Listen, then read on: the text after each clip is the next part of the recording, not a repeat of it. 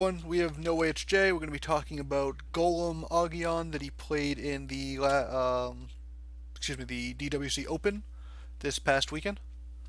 So, why did you choose to go Golems for Tempo Agion, which has historically been a very strong deck? And you're replacing some of the two drops that Agion has been known for, like Azurite Lion. So, why did you decide to go in this direction? Um, I felt like slow was a big part of old Temple Guardian's playstyle. It gave you swarm, it gave you ramp, it just gave you this playstyle that just overwhelmed your opponent. So I felt like golems did the same thing, but a little bit better now because with Warforged Golem, you can play around so many different things like Plasma Storm. You could play around Frostburn. You could play around everything. So I just really like the Swarmy playstyle. You could go and you could do some really insane openers. Like versus a lot of people, I've gone like Metallurgist Celebrant. I just skip the mana tile most of the time. I just run as a golem. Then next turn I play Pontiff plus Warforged Golem or something, and it just stuff gets out of control. You have a bunch of 3/4s, and yeah, I just think the deck's a really good version of the old Tempo Origin because it's a lot more consistent. You just have a bunch of 3/4s more often. Right, so the Golem package is mainly kind of two parts. There's the mana acceleration package of the Celebrant, which is creating the mana tile, and then the Metallurgist, which gives you one off the first Golem you play in a turn, sort of. That's after it, I guess, is how it works. And then you have the Warblade, which is the 2 mana 1/4 that buffs all of your friendly minions, including non golems, as long as you have the golem when you play it. So, kind of, so you're accelerating just kind of to get the swarm down, and then you have the buffs to back it up. Is that kind of the main, just kind of thesis of the deck? In a way, a lot of the times I just skip the mana tile though. But whenever you have a really swarmy hand, like you have Metallurgist, Celebrant, Warsurge Golem, and Pontiff, you could play it, and then just when you have a really swarmy hand, you can play it. But otherwise, I don't really use the tile much. So you just skip the ability completely on the celebrant. Like I saw you did that in this game, but that's a pretty standard play for you? Yeah, versus Kolos, I did it like 3 times in a row. But yeah, the only reason I think you should is versus a deck that can't steal it like Magmar, or when you have a really swarmy hand. It's too risky versus Vanna. Okay. And in Vitruvian you played Ghoulie. Why did you decide to not play Ghoulie, instead you playing sort of Silver God or well, I guess that's your 3 mana slot. You do have the 3 mana Soul Pontiff, but why did you decide to skip the Ghoulie in this version? Did you just have enough golems already, or what was the reasoning? Well, but yeah, I have more golems in this deck because Lyonar already has good golems. I have more 3 drops because Lyonar has good 3 drops, and it has less energy. In Xerix, you have Doomcaster to buff with it, but in Lyonar, you only have Metallurgist in Pontiff. So I just think it has less energy, mostly. Okay, and then you have sort of just kind of the standard lineup package of Windblade Adept, Silver God Knight. Are those just the strong tempo cards? So you just wanted to include them even, without the synergies type of thing? Yeah, a lot of games, whenever like some games you only get like 1 or 2 golems, so sometimes I just replace all my golems whenever I only have 1 or 2, and then I just play a regular tempo deck. So you still need these overpowered minions like Silverguard. Uh, like 3/5 provoke is just such a game breaker card, especially now that all the 4 damage cards except Immolation are basically nerfed. It just swings the game in such a favorable position. And for your draw, you went with the Trinity Oaths and the Sworn Sisters. Now, something I think we've probably talked about before, but Sworn Sister in a deck that's heavily reliant on synergy, or maybe not heavily reliant, but certainly benefits from it, such as a Golem deck. Was there any consideration to something like Spelljammer, or what leads you away from something that draws from your own deck? Even a Sojourner is sometimes seen in Lyonar. What made you choose the Sworn Sister? Um, Usually in these synergistic decks, I think that you should always play draw cards over Elkian, like such as Mechazor. But in this deck's particular case, they come out so early that you don't really care to draw them later. they're more so if you don't draw them in the first 3 turns, you don't really care a whole lot other than War Surge Golem. But the thing on top of that is Elkian is my late game. Like I've out late gamed so many late game decks. Like I've even out late gamed Macer's Vanar deck sometimes because of it, because getting Peacekeepers and Veras or whatever. But yeah, I just think it's such a good card for late game to make sure that you don't lose there. And if you really want draw for the synergy, you can play a third Oath over one of them. But I just think Elkian's too good. Right, yeah, I mean, it does give you the late game because you get the immediate draw. So it's not just, sort of the one extra card, then it gets killed like a Spelljammer might be. And then you just have the Saber Spines, the Immolations, the Regalas. So you're sort of very much taking a Tempo Shell and just adding the Golems on top of it. Um, is there anything you felt like you missed from a regular Tempo Argion deck? Is there any card that you play in that you sort of felt like you missed, but you had to keep a certain kind of critical mass of golems?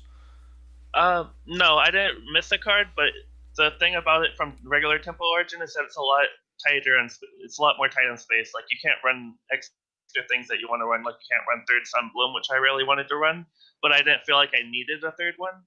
It's just really tight on space because golems are so much space. I had to cut Azurite Lion. I don't really miss it a whole lot because I have so many 2 drops already, but I would definitely like to run that too if I had space. And why Azurite Lion over the, excuse me, why Windblade Adept over the Azurite Lion? What leads you to that kind of choice? Because those are kind of the staple 2 drops. Um, versus I actually think it's a tempo meta right now, other than Vanar. So I just feel like when Blade does better versus tempo decks, it kills 2/3s by itself. It it either kills other 3/4s, it kills Celebrant without taking much damage. I just think it's a too good of a card. It's basically a 3 drop.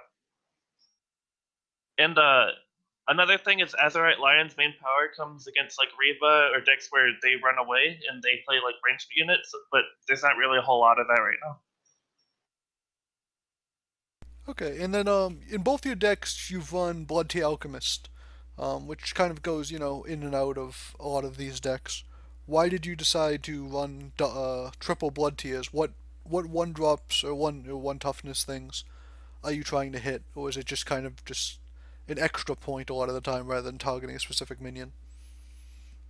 Um, well, in Origin specifically, and in Fed I just run it because it's another Swarm card for Oasis. But in Origin, it has such a tough time against Reba, 1/1s, Pyromancer, Jaxi, anything basically. It's just you can't deal with them with Origin, so you kind of need it as ranged. Some you could run a third Tempest over one of them, but I feel like Blood Tear is better in a tempo playstyle because you can just swarm the board and your opponent can't do anything. And on top of that, it's just such a huge tempo lead. Like in general, you could kill 2/3 with your general, and then you just play a Silver Guard and they can't do anything. It's just a really good card in general. Okay, and then yeah, you mentioned the Sunblooms and the Tempests. I just mentioned Sunbloom is in part at least to help with the kind of Arcanist decks we've been seeing out of a few different factions. And the Tempest in a Swarm deck is always something that seems a little bit counterintuitive. What kind of, what was your thoughts on this spell mix? How did you arrive at this? Um, Deck space is just kind of hard. I would run 3 Sunblooms if I could. But for now, 2 did fine. I mostly just need it for Arcanist or buff cards like Vetruvian or whatever. Or even late game like Amara, since I do go to late game often. But for Tempest, I feel like 2 is the right number. I wouldn't ever run more or less because you only like the odds of you getting it when you need it, which is usually like at least 5 or 6 mana, is pretty high. You can get it by then, but it doesn't really counter the deck itself like your own deck because by the time you want to use it, you either have no board because they got a lead and played something like a swarmy board, or you have a bunch of 3 HP minions or 4 HP minions, so you don't really care a whole lot because they still get their attack off. So, and how did this deck end up performing? Did was any matchups that you kind of got caught off guard by, or did you end up thinking it was a pretty good choice for you? I thought it was a good choice. I don't think I've lost a single game other than once versus Vanar, which is its worst matchup, because I think it does really, I think it's favored versus everything but Macer's Lyonar, because I'm feeble. um, but yeah, it did really good. I think I only lost one time the whole time versus Swiss, and then I don't think I lost in the Open, the actual top 16 until Kolos, I think. Cool. And are there any changes you would make going forward from your experience, or since you kind of had a lot of success, would you just run the same list? Uh, no, I think the deck's pretty optimized right now. The only thing you could argue is whether 3 Oath is better than Elkian, which I don't think it is, and or third Sunbloom. Another thing some people could run, I wouldn't recommend running Peacekeeper in the actual deck, but I've gotten off Elkian so many times and it's won me games often. Like I Elkian into a Peacekeeper versus some guy. I War Surge Golem it twice. I roared it and then I Pontiffed and I did like 22 damage in one turn on like turn 8. It was really cool. Yeah, because that is actually a golem. Not that the synergy would matter too much, although it does get buffed by the pontiff, which is kind of nice. Yeah, Although if you are able to attack with a 5/5 celebrity frenzy, you should probably be winning regardless of if it's buffed or not. But that is an interesting kind of pull that you can get. But yeah, that might be better as something you just get off Elkian because having a seven was is seven is it 7 mana yeah, in your tempo decks is a little bit suspect sometimes. Well, thanks for sharing this deck. This is certainly something people can try because Argeon is kind of always kind of the starter deck for a lot of people. So I'm sure some people will be giving this type of thing a try. So thank you, Jay. yeah. Congratulations on your success coming back, trying to become the only silver grandmaster in the history of the duelist world championship type thing. Thank you. Of course. I'll keep trying. You keep trying. Excellent.